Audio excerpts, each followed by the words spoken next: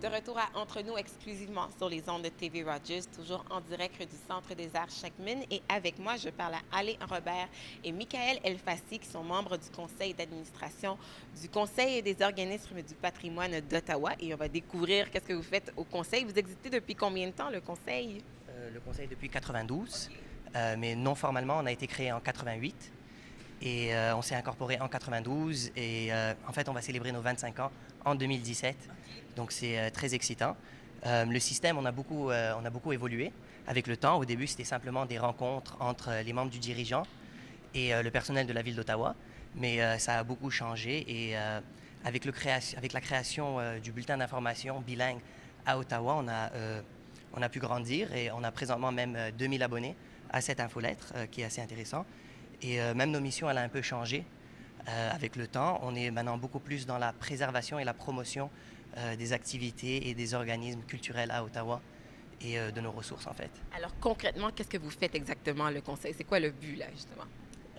On est une organisation mère qui chapeaute un peu d'autres organismes qui sont voués à la promotion de culture du patrimoine d'Ottawa.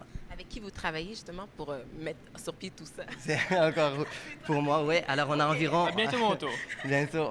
On a 70 membres qui sont essentiellement des musées, des archives, des sociétés historiques et généalogiques. Comme par exemple, on a le Musée canadien de la nature, on a le Musée au Parc Vanier, la Société franco-ontarienne de l'histoire et du patrimoine d'Orléans. Les noms, ils sont quand même assez longs. On a les jeunes, les filles, pardon... de sagesse, non? Les filles de la sagesse du Canada, c'est ça. 70 membres, en fait, un peu partout à travers des musées, comme j'ai dit, et d'autres organismes du genre. OK, donc vous êtes vraiment un gros groupe. Donc, bien sûr, pour conserver le patrimoine, vous organisez des événements. Est-ce que c'est de ça que tu vas nous parler? Oui, c'est voilà. bon qu'on parle de ça. Donc, par exemple, à chaque année, en février, on a la fête du patrimoine qui a lieu à l'Hôtel de Ville à Ottawa. Et c'est un événement qui est gratuit. Donc, il y a un sujet différent chaque année. Cette année, justement, c'était une rue virtuelle dans le temps. Et il y a eu plusieurs personnes qui sont venues. Donc, ce qui est arrivé cette journée-là, c'est qu'on a décoré dans les alentours, dans l'endroit. Oui. Et il y a eu des affiches un petit peu partout, des photos pour voir comment que le monde c'était dans le temps, puis comment c'était le paysage. Ben oui. Le monde était aussi costumé, était habillé. On invitait tout le monde qui venait à l'événement tel quel de s'habiller justement dans le temps.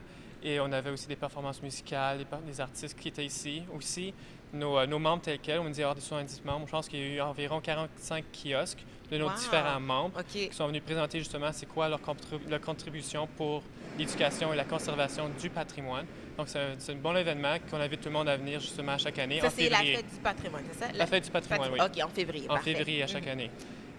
Justement, cette année aussi, on a eu un autre événement. C'était une conférence pour les jeunes professionnels de la culture.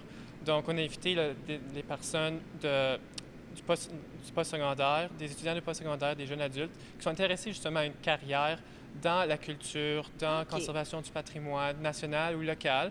Et c'est vraiment pour essayer de leur aider à comment s'avancer dans leur carrière. Donc, Je suis curieuse, moi, c'est quoi les postes qu'on peut avoir justement par rapport au patrimoine? Je suis curieuse. Est-ce que vous savez?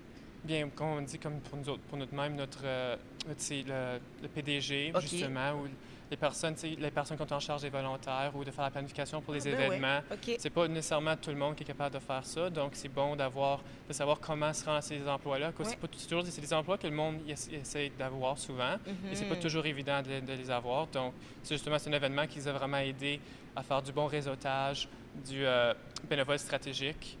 Et ça a eu un gros succès cette année. Puis il y a plusieurs autres endroits au Canada qui essaient de dupliquer notre succès. On est vraiment fiers de ça. Bien, maison, c'est ça.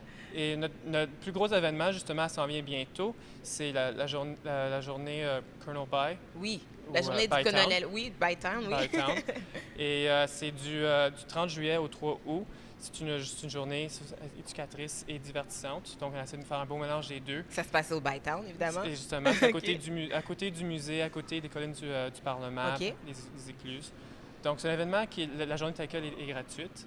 Et plusieurs aussi activités qui sont gratuites. Et on attend plusieurs milliers de personnes et on encourage le monde de venir, évidemment. Cette année, c'est une année particulièrement spéciale à cause qu'on va avoir une programmation élargie, justement, pour célébrer notre héritage francophone. Francophone, oui. Et des Premières Nations. Oui. Donc, on est vraiment excités pour ça. puis on invite le monde en grand monde de venir. Oui, bien, c'est sûr que vous faites beaucoup de projets. Là, il y en a un autre que, bon, on n'est pas encore, on est encore en processus de création, c'est le Ottawa Graphie. C'est quoi ça? Alors, Ottawa Graphie, c'est un site Internet qui est en lien à notre site Internet au Chukopo.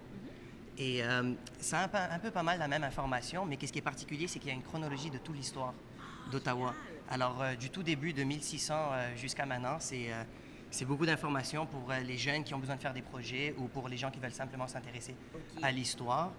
Aussi, ce qui est fun, c'est que des gens ils peuvent rajouter leur événement. Alors, ils peuvent nous écrire et nous dire peut-être vous avez manqué tel et tel événement et nous, on pense que ça fait partie de l'histoire et on le rajoutera sur le site. OK, je me posais ça comme question. Comment vous allez faire pour recueillir tout ça comme histoire? C'est énorme! Ben, déjà, il y en a déjà beaucoup déjà sur le site et on essaye d'en rajouter le plus possible. OK. Qu'est-ce qu'on est en train de faire aussi, c'est pour 2017, pour notre 25 ans, on veut redynamiser le site pour vraiment mettre les faits saillants des 150 dernières années dessus et pour que ça soit plus attrayant pour le public et que ça ressort vraiment les faits pertinents plus modernes. Est-ce que vous connaissez Michel Prévost, la personne qu'on a eue avant? C'est quelqu'un qui est un spécialiste du patrimoine. Je pense qu'il peut vous donner un bon coup de main. Oui, on va y parler après. C'est sûr qu'un bon coup de main. Donc, nous, comment on fait pour s'impliquer si on désire justement vous aider ou on s'intéresse au patrimoine, justement? Ben, nous, on est toujours prêts à avoir plus de bénévoles. On en a besoin beaucoup, justement, pour la journée Bytown. OK. C'est ça, que ce soit pour des événements spécifiques ou pour toute l'organisation, on a besoin des membres. On est toujours à la recherche de personnes pour siéger au conseil d'administration. Et pour des participants, on encourage et on invite tout le monde à venir passer du temps avec nous pour nos journées. L'information est toute sur le site web. Oui, ça apparaît. Oui, ça va apparaître, parfait. Oui. Bien, sur le site web, c'est un nouveau site web justement qui a été refait et toute l'information va être là. Okay. Et on va être heureux de répondre à n'importe quelle question. Donc au mois de juillet, c'est les journées Bytown et au mois de février à surveiller, c'est la Fête du patrimoine. Et plein d'autres activités. Il y a plusieurs autres activités, mais on va se limiter aux plus grosses en ce moment. Parfait. Merci beaucoup, messieurs. Merci à vous. Donc si on veut rester à l'affût, donc rendez-vous sur le site web du Conseil du patrimoine d'Ottawa pour avoir tous les détails. Nous, on fait une courte pause et au retour, Pierre-Antoine s'entretient avec le R, ici en direct du Centre des Arts Sheckman. Vous écoutez Entre nous exclusivement sur les ondes de TV Rogers.